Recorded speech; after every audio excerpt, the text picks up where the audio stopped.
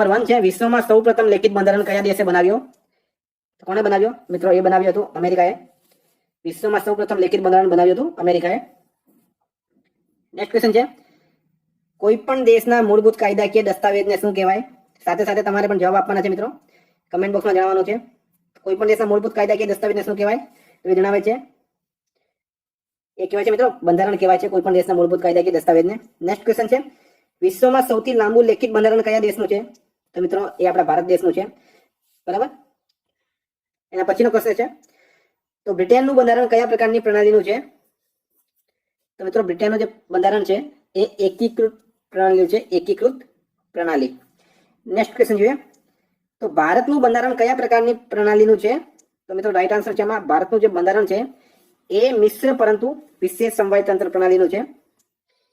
Next question છે, ભારતમાં સૌ પ્રથમ અંગ્રેજો દ્વારા કોઠી ક્યાં અને ક્યારે સ્થાપવામાં આવી હતી? તો શું છે રાઈટ આન્સર? મિત્રો રાઈટ આન્સર છે આમાં 1613 સુરતમાં સ્થાપવામાં આવી હતી સૌ પ્રથમ, બરાબર. અહીંયા ધ્યાન રાખજો, વાત અંગ્રેજોની કરવામાં આવી છે. જેટલી પણ વિદેશી પ્રજાઓ અહીંયા આવી હતી વેપાર કરવા માટે, બધાએ અલગ અલગ કોઠી સ્થાપી હતી. તો અંગ્રેજોએ ક્યારે સ્થાપી? તો 1613 સુરતમાં. નેક્સ્ટ ક્વેશ્ચન જોઈએ, તો કયા કાયદાથી ભારતમાં સૌ પ્રથમ કંપનીના શાસન માટે લિખિત બંધારણની શરૂઆત થઈ હતી? તો શું છે રાઈટ આન્સર? મિત્રો રાઈટ આન્સર છે આમાં 1773 રેગ્યુલેટિંગ એક્ટ જે છે એનાથી કંપનીના શાસન માટે લિખિત બંધારણની શરૂઆત થઈ હતી. આને આપણે ગુજરાતીમાં નિયામક ધારો તરીકે પણ ઓળખીએ છીએ. નેક્સ્ટ ક્વેશ્ચન છે, બંગાળનો સૌપ્રથમ ગવર્નર કોણ હતો? તો મિત્રો કોણ હતો? તો બંગાળનો સૌપ્રથમ જે ગવર્નર છે મિત્રો એ હતો રોબર્ટ ક્લાઇવ, બરાબર. રોબર્ટ ક્લાઇવ હતો બંગાળનો સૌપ્રથમ ગવર્નર, બરાબર. નેક્સ્ટ ક્વેશ્ચન જોઈએ, તો બંગાળનો સૌપ્રથમ ગવર્નર જનરલ કોણ હતો? મિત્રો અહીંયા વાત બંગાળની છે, ભારતની નથી. અત્યાર સુધી બંગાળનું ચાલી રહ્યું છે. તો બંગાળનો ગવર્નર હતો રોબર્ટ ક્લાઇવ. બંગાળનો ગવર્નર જનરલ કોણ હતો? તો એ હતો વોરન હેસ્ટિગ્સ, બરાબર. નેક્સ્ટ ક્વેશ્ચન જોઈએ, તો ભારતની સૌપ્રથમ સુપ્રીમ કોર્ટની સ્થાપના ક્યાં કરવામાં આવી હતી? તો શું છે રાઈટ આન્સર? મિત્રો કોલકાતા ખાતે કરવામાં આવી હતી 1774 ભારતની સૌપ્રથમ સુપ્રીમ કોર્ટ. હાલમાં આપણી સુપ્રીમ કોર્ટ જે છે એ ન્યૂ દિલ્હી દેશના પાટનગર ખાતે છે. તે ટાઈમમાં 1774 કલકત્તામાં થઈ હતી. નેક્સ્ટ ક્વેશ્ચન જોઈએ, તો રેગ્યુલેટિંગ એક્ટ એટલે કે નિયામક ધારો ક્યારે પસાર કરવામાં આવ્યો હતો? આગળ જોઈ ગયા 1773 કરવામાં આવ્યું હતું નિયામક ધારો પસાર. નેક્સ્ટ ક્વેશ્ચન છે, ભારતની સૌપ્રથમ સુપ્રીમ કોર્ટના ન્યાયાધીશ કોણ હતા? તો કોણ હતા મિત્રો? ભારતની સૌપ્રથમ સુપ્રીમ કોર્ટના ન્યાયાધીશ હતા સર એલિસ ઇમ્પે, બરાબર. વિદ્યાર્થી મિત્રો, આ ચેનલ પર ગુજરાત સરકારને લગતી દરેક એક્ઝામની પૂરી તૈયારી એમસીક્યુ ટેસ્ટ દ્વારા કરવામાં આવશે. અને એક્ઝામ નજીક છે એટલે આપણે ડેલી આવી રીતના 2 લાઈવ ટેસ્ટ લેવાના છે. તો તમારા મિત્રો સાથે પણ શેર કરજો, સબસ્ક્રાઇબ કરજો, બરાબર.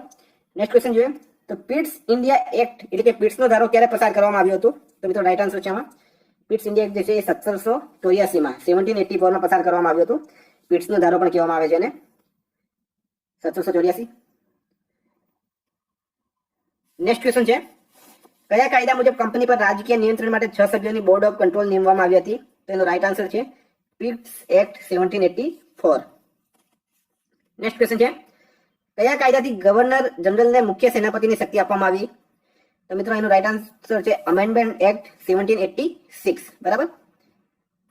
નેક્સ્ટ ક્વેશ્ચન છે, કયા કાયદાથી ઈસ્ટ ઇન્ડિયા કંપનીનો ભારતમાં વેપાર કરવાનો એકાધિકાર સમાપ્ત કરવામાં આવ્યો? તો મિત્રો રાઈટ આન્સર છે આમાં ચાર્ટર્ડ એક્ટ 1813 રાઈટ આન્સર છે.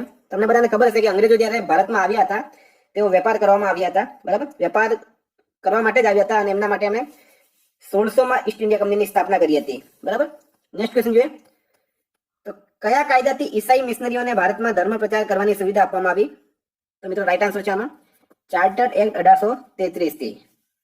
ચાર્ટર્ડ એક્ટ 1833 ઈસાઈ મિશનરીઓને ભારતમાં ધર્મ પ્રચાર એટલે કે હિન્દુઓમાંથી ઈસાઈ બનાવવાની ખુલ્લી છૂટ આપવામાં આવી હતી અંગ્રેજો દ્વારા. નેક્સ્ટ ક્વેશ્ચન છે, ભારતના સૌ પ્રથમ ગવર્નર જનરલ કોણ બન્યું? તેનો રાઈટ આન્સર છે લોર્ડ વિલિયમ બેન્ટિંગ જે છે મિત્રો એ ભારતના સૌ પ્રથમ ગવર્નર જનરલ બન્યા હતા. તો વાત કરીએ બંગાળના પ્રથમ ગવર્નર કોણ હતા? તો એ હતા રોબર્ટ ક્લાઇવ. બંગાળના પ્રથમ ગવર્નર જનરલ કોણ હતા? તો એ હતા વોરન હેસ્ટિગ્સ. બંગાળના છેલ્લા ગવર્નર જનરલ કોણ હતા? તો મિત્રો એ હતા લોર્ડ વિલિયમ બેન્ટિંગ, બરાબર. અને એના પછી એમને ભારતના ગવર્નર જનરલ બનાવવામાં આવ્યા. તો એટલે બંગાળના છેલ્લા અને ભારતના પહેલા ગવર્નર જનરલ કોણ છે? તો લોર્ડ વિલિયમ બેન્ટિંગ છે. નેક્સ્ટ ક્વેશ્ચન છે, ભારતમાં સૌ પ્રથમ લો કમિશનના અધ્યક્ષ કોણ હતા? તો મિત્રો એ હતા લોર્ડ મેકાલે, બરાબર. નેક્સ્ટ ક્વેશ્ચન જોઈએ, તો સિવિલ સેવકની ભરતી માટે 1854 કઈ સમિતિ નિમવામાં આવી? તો રાઈટ આન્સર છે આમાં મેકાલે સમિતિ નિમવામાં આવી હતી, મેકાલે સમિતિ. નેક્સ્ટ ક્વેશ્ચન છે રાષ્ટ્રીય ધ્વજની લંબાઈ અને પહોળાઈનું અનુપાત કેટલું છે? તો શું છે રાઈટ આન્સર? મિત્રો રાઈટ આન્સર છે આમાં 3:2 નો રેશિયો છે, આમાં 3:2 નો રેશિયો છે. મિત્રો રાષ્ટ્રીય ધ્વજ જે છે એનો સ્વીકાર સંવિધાન સભાએ 22 જુલાઈ 1947 ના દિવસે કર્યો હતો. નેક્સ્ટ ક્વેશ્ચન છે ભારતના રાષ્ટ્રીય ધ્વજના મધ્યમાં બનેલો ધર્મચક્રનું રંગ કયું છે? તો એનો રંગ છે મિત્રો ડાર્ક નીલો, એટલે કે વાદળી રંગ છે, ડાર્ક નીલો. નેક્સ્ટ ક્વેશ્ચન જોઈએ તો ભારતના રાષ્ટ્રીય ધ્વજમાં બનેલ અશોક ચક્રમાં કેટલા આરા આવેલા છે? મિત્રો આવેલા છે, કેટલા આરા છે? 24 આરા આવેલા છે. નેક્સ્ટ ક્વેશ્ચન છે સ્વતંત્ર ભારતના રાષ્ટ્રધ્વજની ડિઝાઇન કોણે તૈયાર કરી હતી? તો શું છે રાઈટ આન્સર?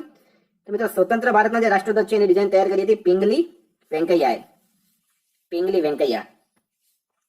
નેક્સ્ટ ક્વેશ્ચન છે ભારતનું રાષ્ટ્રીય ગાન કયું છે? રાષ્ટ્રીય ગાન કયું છે? National anthem.